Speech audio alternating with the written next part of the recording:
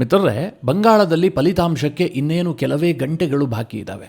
ಆದರೆ ಅಲ್ಲಿ ರಾಜಕೀಯ ಹೈಡ್ರಾಮಾ ಮಾತ್ರ ಈ ಕ್ಷಣದವರೆಗೂ ಕೂಡ ನಿಲ್ಲುತ್ತಾ ಇಲ್ಲ. ಮಮತಾ ಬ್ಯಾನರ್ಜಿ ಮತಗಳ ಕೌಂಟಿಂಗ್ ವಿಚಾರವಾಗಿ ಸುಪ್ರೀಂ ಕೋರ್ಟ್ಗೆ ಹೋಗಿದ್ರು.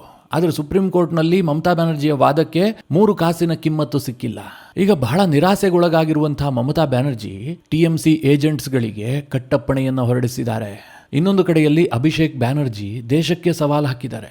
ಇದೆಲ್ಲದರ ನಡುವೆ ನಿಜವಾದ ಕಿಂಗ್ ಯಾರು ಅಂತ ತೋರಿಸೋದಕ್ಕೆ ಚುನಾವಣಾ ಆಯೋಗ ನಿಂತ್ಕೊಂಡಿದೆಯಾ, ಈ ಪ್ರಶ್ನೆ ಮೂಡ್ತಾ ಇದೆ. ಯಾಕೆ ಅಂತಂದ್ರೆ ಇಡೀ ಫಾಲ್ತಾ ಕ್ಷೇತ್ರಕ್ಕೆ ಮರು ಚುನಾವಣೆಯನ್ನ ಘೋಷಣೆ ಮಾಡಿದೆ. ಇದು ಮಮತಾ ಬ್ಯಾನರ್ಜಿಯ ಕೋಟೆಯಲ್ಲಿ ಬಿರುಗಾಳಿಯನ್ನ ಎಬ್ಬಿಸಿದೆ. ಮತಗಳ ಎಣಿಕೆ ಆರಂಭವಾಗುವುದಕ್ಕೆ ಮುಂಚೆಯೇ ಬಹಳ ದೊಡ್ಡ ರಾಜಕೀಯ ಬೆಳವಣಿಗೆಗಳು ನಡೀತಾ ಇದ್ದಾವೆ. ಎಲ್ಲದನ್ನ 1 by 1 ನಿಮಗೆ ತಿಳಿಸ್ಕೊಡುವಂತಹ ಪ್ರಯತ್ನ ಮಾಡ್ತೀನಿ. ನೀವು ಈ ವಿಡಿಯೋನ ಕೊನೆವರೆಗೂ ಮಿಸ್ ಮಾಡದೆ ನೋಡಿ. ಮಿತ್ರರೇ, ನಿಮಗೆಲ್ಲ ಗೊತ್ತಿರಬಹುದು, ನಿನ್ನೆ ಬಂಗಾಳದ 15 ಮತಗಟ್ಟೆಗಳಲ್ಲಿ ಮರು ಮತದಾನ ನಡೆಯಿತು. ಮುಖ್ಯವಾಗಿ ಡೈಮಂಡ್ ಹಾರ್ಬರ್ ಮತ್ತು ಮಗ್ರಹಾಟ್ ಈ 2 ಕ್ಷೇತ್ರಗಳ 15 ಮತಗಟ್ಟೆಗಳಲ್ಲಿ ಪುನಃ ಮತದಾನವನ್ನು ನಡೆಸಲಾಯಿತು. ಇದಕ್ಕೆ ಕಾರಣ ಏನು ಕೇಳಿದ್ರೆ, 29ನೇ ತಾರೀಕು ಎಲೆಕ್ಷನ್ ನಡೆದಿತ್ತಲ್ಲ, ಆ ಸಂದರ್ಭದಲ್ಲಿ ಅನೇಕ ಅಕ್ರಮಗಳಾಗಿದ್ವು ಅಂತ.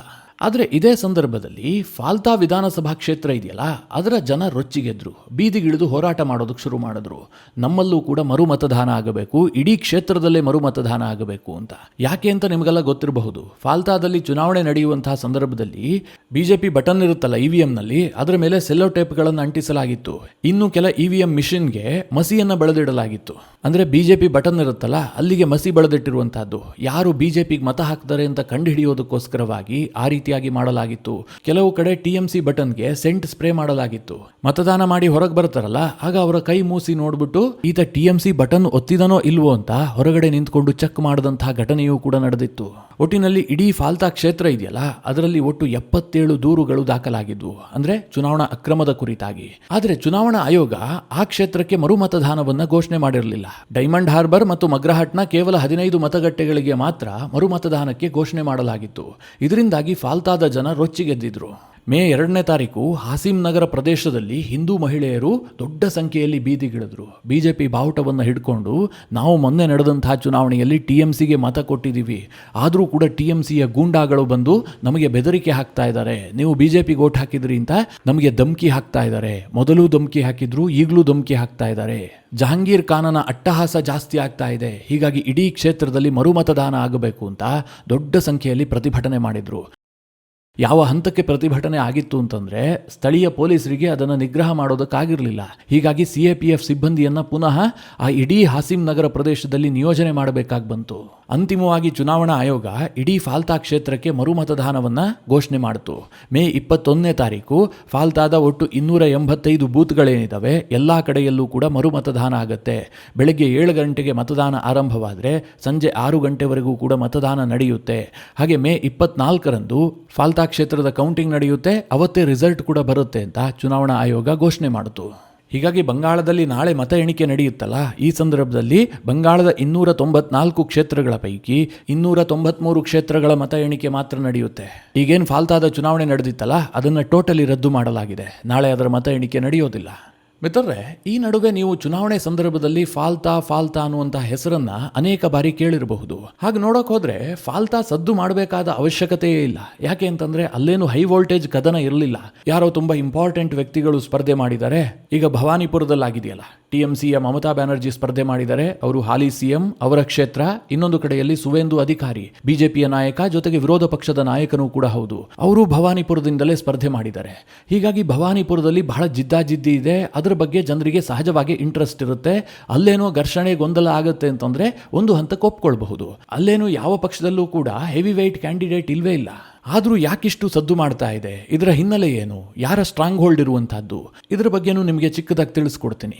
ಫಾಲ್ತಾ ದಕ್ಷಿಣದ 24 ಪರಗಣ ಜಿಲ್ಲೆಯಲ್ಲಿ ಬರುವಂತಹ ಒಂದು ವಿಧಾನಸಭಾ ಕ್ಷೇತ್ರ. ಇದು TMCಯ ಭದ್ರಕೋಟೆ ಅಂತಲೇ ಗುರುತಿಸಿಕೊಂಡಿದೆ. ಯಾಕೆ ಅಂತಂದ್ರೆ 2011ರಿಂದ TMC ಇಲ್ಲಿ ನಿರಂತರವಾಗಿ ಗೆಲ್ತಾ ಇದೆ. ಈ ಮೊದಲು ಇದು ಲೆಫ್ಟ್ ಪಾರ್ಟಿಯ ಭದ್ರಕೋಟೆ ಆಗಿತ್ತು. 2021ರಲ್ಲಿ ಶಂಕರ್ ಕುಮಾರ್ ನಾಸ್ಕರ್ ಅನ್ನುವಂಥವರಿಗೆ TMC ಟಿಕೆಟ್ ಕೊಟ್ಟಿತ್ತು. ಶಂಕರ್ ಕುಮಾರ್ ನಾಸ್ಕರ್ ಭಾರೀ ಬಹುಮತದ ಅಂತರದಲ್ಲಿ ಗೆದ್ದಿದ್ರು. ಆದರೆ ಈ ಬಾರಿ ಇಲ್ಲಿ ಪರಿಸ್ಥಿತಿ ಬದಲಾಗಿದೆ. ಅದಕ್ಕೆ ಕಾರಣ ಏನು ಕೇಳಿದ್ರೆ, ಹಾಲಿ MLA ಶಂಕರ್ ಕುಮಾರ್ ನಾಸ್ಕರ್ಗೆ TMC ಈ ಬಾರಿ ಟಿಕೆಟ್ ಕೊಟ್ಟಿಲ್ಲ. ಬದಲಾಗಿ ಅಭಿಷೇಕ್ ಬ್ಯಾನರ್ಜಿಯ ರೈಟ್ ಹ್ಯಾಂಡ್, ಜೊತೆಗೆ ಸ್ಥಳೀಯ ಮಟ್ಟದಲ್ಲಿ ಗೂಂಡಾ ಅಂತ ಕುಖ್ಯಾತಿಯಾಗಿರುವಂತಹ ಜಹಾಂಗೀರ್ ಖಾನ್ ಅನ್ನುವ ವ್ಯಕ್ತಿಗೆ ಈ ಬಾರಿ TMC ಟಿಕೆಟ್ ಕೊಟ್ಟಿದೆ. ಈ ಜಹಾಂಗೀರ್ ಖಾನ್ ಇದನಲ್ಲ, ಈತ ಏನೋ ಆಕ್ಸ್ಫರ್ಡ್ ಯೂನಿವರ್ಸಿಟಿಯಲ್ಲಿ ಪದವಿ ತೆಗೆದುಕೊಂಡು ಬಂದಿಲ್ಲ. 12th ಫೇಲ್ ಆದಂತಹ ಸ್ಥಳೀಯ ಗೂಂಡ ಈತ. ಈತನಿಗೆ ಯಾಕೆ ಟಿಕೆಟ್ ಸಿಕ್ತು, ಈತನ ಅರ್ಹತೆ ಏನು ಕೇಳಿದ್ರೆ, ಈತ ಅಭಿಷೇಕ್ ಬ್ಯಾನರ್ಜಿಯ ರೈಟ್ ಹ್ಯಾಂಡ್.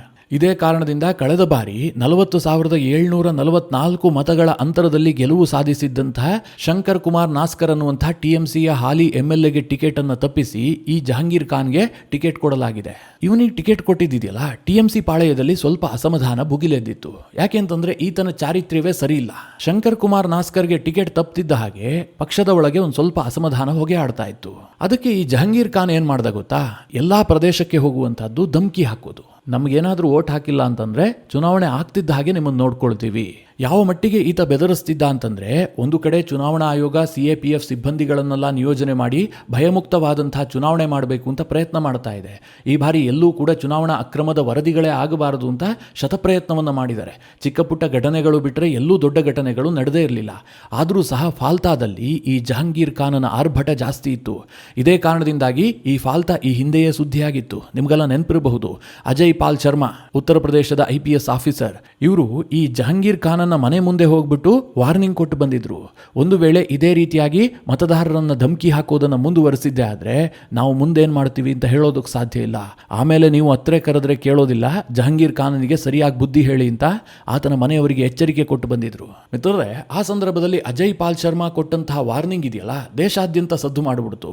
ಈ TMC ಇರಬಹುದು, ಕೆಲವು ವಿಪಕ್ಷಗಳಿರಬಹುದು, ಅವ್ರು ಆಡಿದ್ದನ್ನು ನೋಡಬೇಕಾಗಿತ್ತು. ಅಜಯ್ ಪಾಲ್ ಶರ್ಮಾ ಕಾನೂನಿಗೆ ವಿರುದ್ಧವಾಗಿ ನಡ್ಕೊಂಡಿದ್ದಾರೆ ಎನ್ನುವ ರೀತಿಯಲ್ಲಿ ಮಾತನಾಡ್ಬಿಟ್ರು. ಆದರೆ ಅಜಯ್ ಪಾಲ್ ಶರ್ಮಾ ಮಾಡಿದ್ದು ಸರಿಯಾಗಿತ್ತು ಅನ್ನೋದಕ್ಕೆ ಒಂದೇ ದಿನದಲ್ಲಿ ಸಾಕ್ಷಿ ಸಿಕ್ತು. ಅದು ಹೇಗೆ ಅಂತಂದರೆ, 29ನೇ ತಾರೀಕು ಚುನಾವಣೆ ನಡೀತಲ್ಲ, ನಾನು ಆಗಲೇ ಹೇಳಿದ ಹಾಗೆ 77 ಕಡೆಯಲ್ಲಿ ಚುನಾವಣಾ ಅಕ್ರಮ ದಾಖಲಾಗಿದೆ. ಇರೋದೇ 285 ಬೂತ್ಗಳು, ಅದರಲ್ಲಿ 77 ಕಡೆ ಅಕ್ರಮ ಆಗಿದೆ ಅಂತಂದರೆ ಆ ಜಹಾಂಗೀರ್ ಖಾನ್ ಯಾವ ರೀತಿಯಾಗಿ ಪ್ರಭಾವ ಬಳಸಿದಾನೆ, ಎಷ್ಟು ಗೂಂಡಾಗರ್ದಿ ಮಾಡಿದಾನೆ ಅಂತ ಯೋಚನೆ ಮಾಡಿ. ಅಂದರೆ ಈ ಬಾರಿ ನಾನು ಕೇವಲ ಧಮ್ಕಿ ಹಾಕಿಬಿಟ್ಟೆ ಜನರಿಂದ ಮತವನ್ನು ಪಡೆದುಕೊಳ್ತೀನಿ ಅಂತ ಆತ ಭಾವಿಸಿದಂತೆ ಕಂಡು ಬರ್ತಾ ಇದೆ. ಆದರೆ ಚುನಾವಣಾ ಆಯೋಗ ಸರಿಯಾಗಿ ಏಟು ಕೊಟ್ಟಿದೆ. ಇಡೀ ಚುನಾವಣೆಯನ್ನೇ ರದ್ದು ಮಾಡಿ ಮೇ 21ನೇ ತಾರೀಕು ಪುನಃ ಚುನಾವಣೆ ಮಾಡ್ತೀನಿ, ಅದೇನಾಗುತ್ತಾ ನೋಡೇ ಬಿಡೋಣ ಅಂತ ಚುನಾವಣಾ ಆಯೋಗ ಘೋಷಣೆ ಮಾಡಿದೆ. ಹಾಗಾದರೆ ಫಾಲ್ತಾವನ್ನು BJP ಗೆಲ್ಲೋದಕ್ಕೆ ಸಾಧ್ಯ ಇದೆಯಾ? ಅಷ್ಟೊಂದು ಟೈಟ್ ಫೈಟ್ ಇರೋದಕ್ಕೆ ಏನು ಕಾರಣ? ಇದನ್ನು ನೋಡೋದಾದರೆ, ಫಾಲ್ತಾದಲ್ಲಿರುವಂತಹ ಒಟ್ಟು ಮತದಾರರ ಸಂಖ್ಯೆ 2,36,667. ಆದರೆ ಇದರಲ್ಲಿ 31% ಇರುವಂತಹದ್ದು ಮುಸ್ಲಿಂ ಓಟ್ಗಳು, 66.15% ಹಿಂದೂ ಓಟ್ಗಳಿದ್ದಾವೆ. 2021ರ ಚುನಾವಣೆಯಲ್ಲಿ TMCಯ ಅಭ್ಯರ್ಥಿ 1,17,179 ಮತಗಳನ್ನು ಪಡೆದು ಗೆದ್ದಿದ್ರು. BJP ಅಭ್ಯರ್ಥಿಗೆ ಕೇವಲ 76,405 ಮತಗಳು ಬಿದ್ದಿದ್ವು. ಅಂದರೆ TMC ಅಭ್ಯರ್ಥಿಗೆ 40,774 ಲೀಡ್ ಸಿಕ್ಕಿತ್ತು. ಯಾಕೆ ಕೇಳಿದ್ರೆ, ಮುಸ್ಲಿಂ ಮತಗಳೇ ಅಷ್ಟು ದೊಡ್ಡ ಸಂಖ್ಯೆಯಲ್ಲಿದ್ದಾವಲ್ಲ. ಈ ವಿಚಾರವನ್ನು ಸಿಂಪಲ್ ಆಗಿ ಅರ್ಥ ಮಾಡ್ಕೊಳ್ಬೇಕು ಅಂತಂದ್ರೆ, TMCಯ ಖಾತೆ ಓಪನ್ ಆಗೋದೇ 71,000 ಮತಗಳಿಂದ. BJP 76,000 ಖಾತೆನೇ end ಮಾಡಿಬಿಡುತ್ತೆ. ಅಂದ್ರೆ ಆ ಪ್ರಮಾಣದಲ್ಲಿ TMC ಅಲ್ಲಿ ಮುಸ್ಲಿಂ ಓಟನ್ನು ಹಿಡಿದಿಟ್ಕೊಂಡಿದೆ. ಆದರೆ ಈ ಬಾರಿ ಚುನಾವಣೆಯಲ್ಲಿ BJP ಇಡೀ ಪಶ್ಚಿಮ ಬಂಗಾಳದಾದ್ಯಂತ ಹಿಂದೂ ಓಟ್ಗಳನ್ನು ಧ್ರುವೀಕರಣ ಮಾಡೋದಕ್ಕೆ ಬಹಳಷ್ಟು ಪ್ರಯತ್ನ ಮಾಡಿದೆ.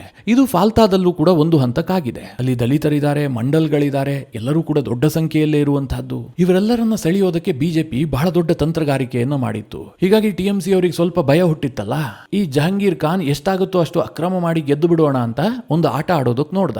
ಆದರೆ ಚುನಾವಣಾ ಆಯೋಗ ಇಡೀ ಗೇಮ್ ಅನ್ನೇ ಉಲ್ಟಾ ಪಲ್ಟಾ ಮಾಡಿಬಿಟ್ಟಿದೆ. ಮಿತ್ರರೇ, ಚುನಾವಣಾ ಆಯೋಗ ರೀಪೋಲಿಂಗ್ ಅನ್ನು ಘೋಷಣೆ ಮಾಡ್ತಿದ್ದ ಹಾಗೆ ಅಭಿಷೇಕ್ ಬ್ಯಾನರ್ಜಿ ಕೆರಳಿ ಕೆಂಡ ಆಗಿಬಿಟ್ಟಿದ್ದಾರೆ. ಇವತ್ತು ಅವರು ಟ್ವೀಟ್ ಮಾಡಿದ್ದನ್ನು ನೋಡಬೇಕು. ಬಂಗಾಳ ನಿಜವಾಗ್ಲೂ ಕೂಡ ಭಾರತದ ಭೂಭಾಗವ, ಅಥವಾ ರಿಪಬ್ಲಿಕ್ ಆಫ್ ಮಮತಾ ಬ್ಯಾನರ್ಜಿ ಅಥವಾ ರಿಪಬ್ಲಿಕ್ ಆಫ್ ಅಭಿಷೇಕ್ ಬ್ಯಾನರ್ಜಿ ಅನ್ನುವಂಥ ಪ್ರಶ್ನೆ ಬರುತ್ತೆ. ಆ ರೀತಿಯಾಗಿ ಅವರು ಧಮಕಿ ಹಾಕಿದ್ದಾರೆ. ಅವರ ಮಾತಿನ ಧಾಟಿಯನ್ನು ಗಮನಿಸಿ. ಅವರ ಟ್ವೀಟ್ನಲ್ಲಿ ಹೇಳ್ತಾರೆ, ನಿಮ್ಮ ಬಾಂಗ್ಲಾ ವಿರೋಧಿ ಗುಜರಾತಿ ಗ್ಯಾಂಗ್ ಇದೆಯಲ್ಲ, ಮತ್ತು ಅದರ ದೊರೆ ಜ್ಞಾನೇಶ್ ಕುಮಾರ್ ಇದಾರಲ್ಲ, ಅಂದರೆ ಮುಖ್ಯ ಚುನಾವಣಾ ಆಯುಕ್ತರು, ಇವರೆಲ್ಲ ಸೇರ್ಕೊಂಡು ಈ ಡೈಮಂಡ್ ಹಾರ್ಬರ್ ಮಾಡೆಲ್ಗೆ ಒಂದು ಸಣ್ಣ ಹಾನಿ ಮಾಡೋದಕ್ಕೆ 10 ಜನ್ಮ ಎತ್ತಿ ಬಂದರೂ ಕೂಡ ಆಗೋದಿಲ್ಲ. ನಿಮ್ಮಲ್ಲಿರುವ ಎಲ್ಲರೂ ಬನ್ನಿ, ನಾನು ಇಡೀ ಭಾರತದ ಒಕ್ಕೂಟಕ್ಕೆ ಸವಾಲು ಹಾಕ್ತಾ ಇದ್ದೀನಿ. ಫಾಲ್ತಾಗೆ ಬನ್ನಿ, ನಿಮ್ಮಲ್ಲಿರುವ ಬಲಿಷ್ಠರೆಲ್ಲ ಇಲ್ಲಿಗೆ ಬಂದು ದೆಹಲಿಯ ಒಬ್ಬ ಗಾಡ್ ಫಾದರ್ ಅನ್ನೇ ಫಾಲ್ತಾಗೆ ಕಳುಹಿಸಿ ಧೈರ್ಯ ಇದ್ದರೆ ಸ್ಪರ್ಧೆ ಮಾಡೋದಕ್ಕೆ ಹೇಳಿ. ಈ ರೀತಿಯಾಗಿ ಅಭಿಷೇಕ್ ಬ್ಯಾನರ್ಜಿ ಟ್ವೀಟ್ ಮಾಡಿಬಿಟ್ಟು ಸವಾಲು ಹಾಕಿದ್ದಾರೆ. ಮಿತ್ರರೇ, ಭಾರತ ಒಕ್ಕೂಟಕ್ಕೆ ಅವ್ರು ಯಾಕೆ ಸವಾಲು ಹಾಕಬೇಕು? ಏನು ಗುಜರಾತ್ನವರು ಬಂಗಾಳದಲ್ಲಿ ಹೋಗಿ ಚುನಾವಣೆ ಮಾಡಬಾರ್ದಾ? ಬಂಗಾಳ ಅಂತಂದ್ರೆ ಅದೇನು ಬಾಂಗ್ಲಾದೇಶದ ಭೂಭಾಗನ? ಇವರ ದಿಮಾಕು, ಕೊಬ್ಬು ಯಾವ ಹಂತಕ್ಕೆ ಬೆಳೆದಿದೆ ಅಂತ ಯೋಚನೆ ಮಾಡಿ. ಈ ಬಾರಿ ಬಂಗಾಳ ಚುನಾವಣೆಯಲ್ಲಿ ಟಿಎಂಸಿ ಸೋತೆ ಹೋಗಿದೆ ಅಂತ ನಾನಂತೂ ಹೇಳೋದಿಲ್ಲ.